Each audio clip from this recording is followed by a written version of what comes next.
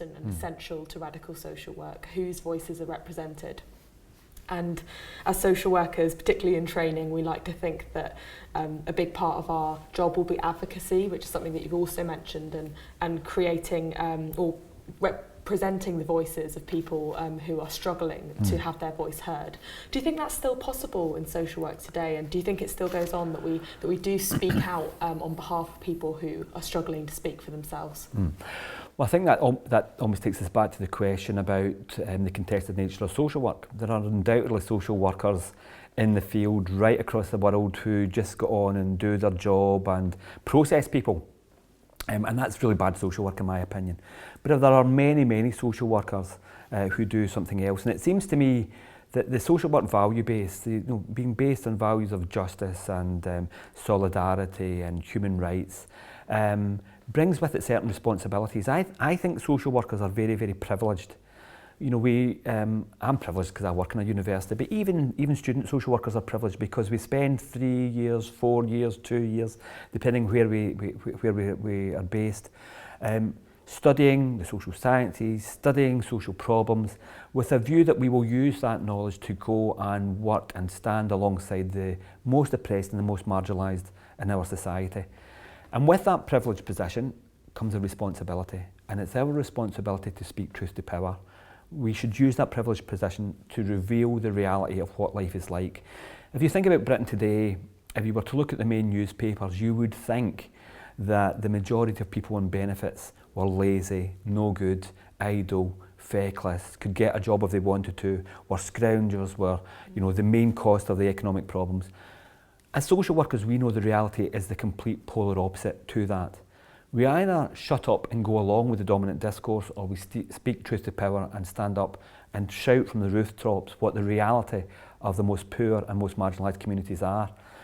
In Britain, I think one of the great tragedies of the last 5 years of government was that on 3 occasions, the bishops of the Catholic Church, the Church of England, the ministers of the Church of Scotland, all spoke out about the impact that austerity was having on the poorest communities.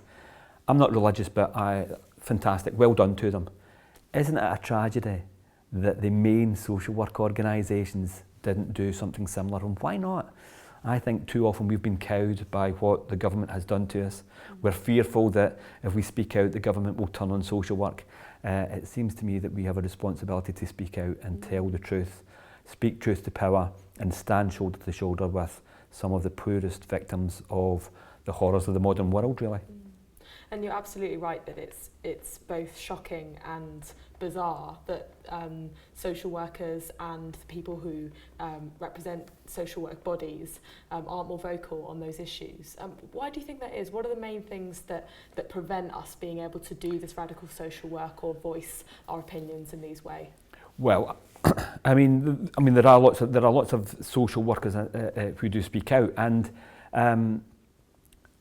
but at the same time, of course, we have to be very careful. I'm not suggesting for a minute that you watch this video and then tomorrow you go in to your workplace and denounce the manager, demand that the local council is overthrown and that David Cameron is hung from the trees. That's a pleasant thought in many respects, but if anything, it's likely to get you into serious trouble with your employer. So when we speak out, we should speak out, but when we speak out, we have to make sure that we are looking after ourselves, and that means doing it in the appropriate forums. So where are the collective forums? I think the Social Work Action Network is part of that. I think we've got quite a good record of speaking out. When Michael Gove was attacking social work a couple of years ago, we responded really quite quickly by bringing out a pamphlet in defence of social work and why Michael Gove's wrong. So we can do part of that, but more importantly, we've always said that the Social Work Action Network is not a competitor to the main trade unions. We think people should be in their trade unions. Trade unions are the main collective organisation of social workers at the workplace.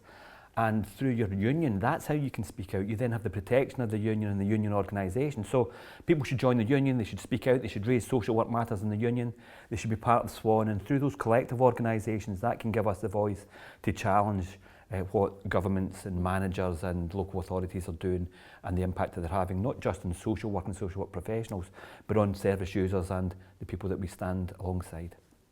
And from what you're saying, it sounds like this requires a lot of critical awareness and understanding of the issues at play and your role as a social worker in challenging those things.